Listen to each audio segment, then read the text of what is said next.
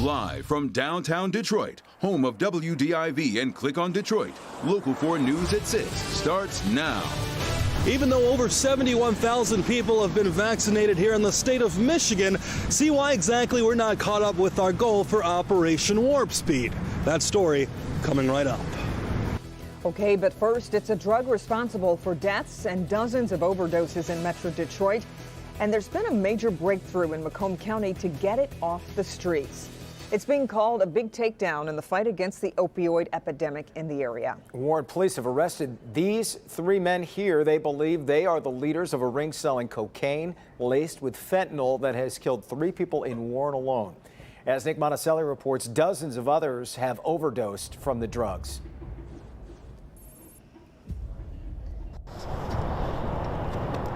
The Warren Police Department is calling this Operation Snow, stopping narcotic overdoses in Warren. It all started when a 47-year-old woman overdosed and died. The firefighters in Warren Police Department that showed up and spoke to these individuals provided key information that we already had pieces of, but gave us a little bit more to zero in on a location and individuals. And all but one of those individuals have now been charged. 32-year-old Nathaniel Clark, 34-year-old Terry Jamal Gaskins, and 38-year-old Jermaine Tate were locked up. Police are still looking for 34-year-old Isaac Lee Bannerman. They have racked up multiple charges, including conducting a criminal enterprise, a drug trafficking organization, delivering or manufacturing fentanyl, and conspiracy to deliver or manufacture fentanyl. Each count is a 20-year felony. Warren investigators say these men are part of a cell working in a hierarchy to avoid being caught. And in doing so, they leave evidence and a trail of evidence that connects the dots that we're able to go from the customer to them and tie those correlations together. The drug is cocaine laced with fentanyl. They cut it down to make a larger profit. Investigators have tied those drugs to that 47-year-old woman, 2 other deaths, and more than 24 overdoses. And the people that were doing it, in my opinion, are killers. They're killers. Now, the investigators inside of this police department say that they likely prevented hundreds of overdoses by getting this drug cell off the streets. They're also kind of begging those who do have an addiction to accept their olive branch. They want to help you, and they're thinking you can help them put more drug dealers away. In Warren, Nick Monticelli, Local 4. All right, Nick, and this didn't just come out of nowhere. The city of Warren says it has seen a 90% increase in overdoses from 2019 to 2020. Now to the coronavirus and our last update from 2020 from the state. Today, Michigan reported 4,222 new cases and 51 new deaths. Our next update from the state will be Saturday, when we get a 3-day total, including New Year's Eve and New Year's Day. Today, Colorado officials released more information about a more infectious strain just detected in the U.S. The first person infected is a Colorado National Guardsman sent to help a nursing home struggling with an outbreak. Health officials think a second Guard member may also be infected. And a short time ago, California announced its first confirmed case of the new strain of the virus. December was the second deadliest month for the virus in Michigan. That was just behind April. It's adding to the urgency to get more people vaccinated quickly, as 2 new groups got the vaccine in Metro Detroit today, veterans in Ann Arbor and seniors in Oakland County. The head of the White House vaccine effort acknowledged things are not moving as fast as planned. Victor Williams is live with where things stand in Michigan. Victor. Yes, that's right. Well, the vaccine rollout is not happening like we expected it to right here in the States, and the Speaker of the House is pointing the finger at the president.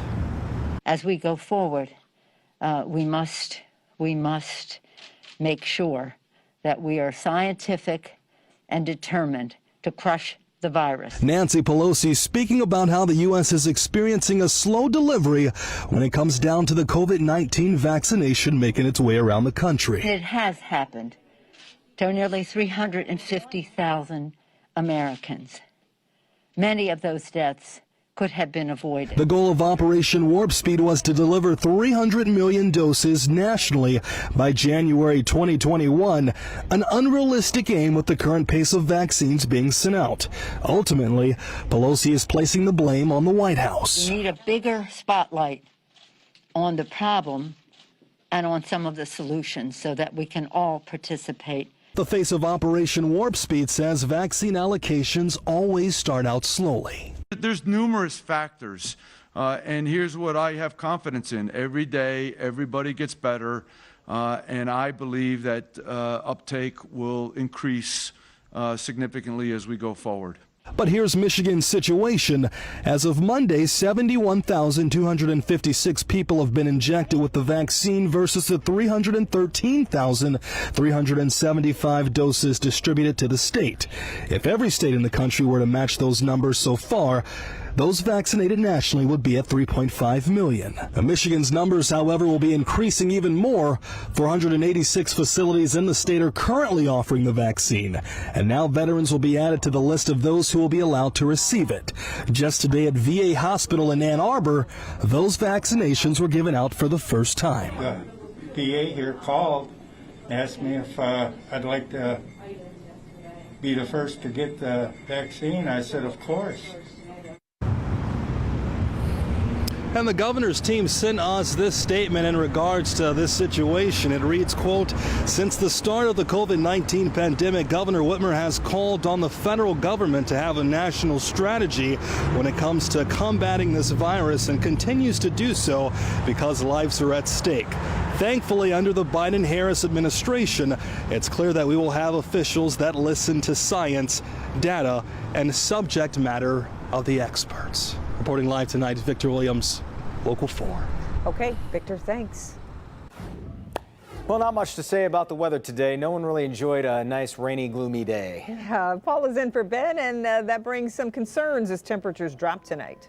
Well, I'll tell you, we have colder air coming in, and with this rain that is moving out, the two are kind of intersecting a little bit, and you can see right at the far southwest there, a little bit of snow there, but it's nothing that's going to cause any problems. It's just right at the tail end of this stuff. It's above freezing and the ground's wet, so that snow's not going to cause any problems. The rain ending in the next hour or two, and then we have a dry night ahead. Temperatures right now have fallen into the 30s, so it's 36 in Adrian, 35 in Pontiac, 35 in Howell, 39 in Detroit, and those stations that are still reporting wind gusts are gusting between 20 and 30 miles per hour, so it's a little breezy out there if you are just heading out the door. So coming up at 6:17, we have some issues with ice tonight because of the falling temperatures. Tomorrow, the last day of the year, is going to be dry, and then Friday is deja vu all over again, but this time with a bit of a twist. I'll be back to explain in just a few minutes, guys. Okay, Paul, thank you. Tonight, leaders from across the state are reacting to the death of Dearborn Heights Mayor Dan Paletko. Paletko died suddenly last night from coronavirus complications. He was 70 years old. He'd just gone into the hospital Monday thinking he had pneumonia. Paletko started his career at Ford, then dedicated his life to public service. He served on the Dearborn Heights City Council and state legislature before being appointed mayor back in 2004.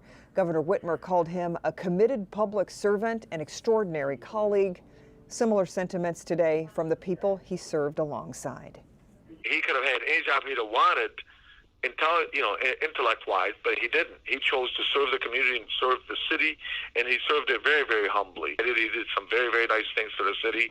He ran it professionally, he ran it well, and he ran it with his all. He gave it his all. City Council Chairwoman Denise Malinowski Maxwell was sworn in this afternoon as interim mayor. She will serve until the council approves someone to serve the remainder of Paletko's term. Meanwhile, a celebration of life for another public servant gone too soon from COVID-19. Friends and family gathered today to say goodbye to Wayne County Sheriff Benny Napoleon. Down through the years, The private, socially distanced funeral comes after 2 days of public visitations. Local leaders from across the state sent in video tributes to Sheriff Napoleon. We also heard from some of the people that knew him best, including his daughter, Tiffany. There'll forever be this hole in my heart that cannot be filled, because you cannot replace a bond like this. The bond that he and I shared was a bond that was made in heaven, and it's a bond that will continue until I get there. So I will say, rest well, Daddy. You did an amazing job. You prepared me for this moment. Napoleon died on December 17th, 3 weeks after going on a ventilator with COVID-19. He was 65 years old. Governor Gretchen Whitmer signs off on a historic move for college athletes. The governor signed bills to let college athletes profit off their name, image, and likeness. They also stopped schools from keeping students from playing or taking away scholarships for profiting off promotional deals. Michigan is one of the first states in the country to do this. The bills go into effect at the end of 2022. The governor has also signed 2 bills that clear the way for hundreds of millions of dollars to go to people impacted by the Flint water crisis. The bills establish the Flint Settlement Trust Fund and allow the state to borrow money to settle lawsuits. The state agreed to a $641 million settlement in August for more than 100 lawsuits filed on behalf of thousands of Flint residents. The governor says the settlement will never be enough to compensate for what happened, but it's a major step forward to helping Flint heal. Those $600 stimulus checks are going out now, but it does not appear likely you'll be getting more money anytime soon. Payments started being deposited into bank accounts last night. Direct deposits will continue into next week. Paper checks are being put in the mail today, but an effort to increase those payments to $2,000 has hit a snag on Capitol Hill. Senate Majority Leader Mitch McConnell is tying the payments to 2 proposals that Democrats won't go for. One establishes a voter fraud commission. The other removes protection for tech firms such as Facebook and Twitter. Democrats and Republicans aren't seeing eye to eye on whether the increased payments are even necessary. Most people who want to be working actually are working, and most Americans have not, at this point, are not experiencing a reduction in their income. They are in denial of the hardship that the American people are experiencing. Some Democrats say they will wait for a new Congress and new administration to push for another round of aid. Well, still to come, it's pretty hard to find a fan of 2020, but apparently Michiganders dislike this year more than most. We'll explain next. But first, here's Rod. A lot of people are suffering under COVID-19. It's wreaked havoc on their finances, and that's very sad. But there is a flip side, a silver lining to all of this, and we're going to tell you what that is and how you might be able to help yourself.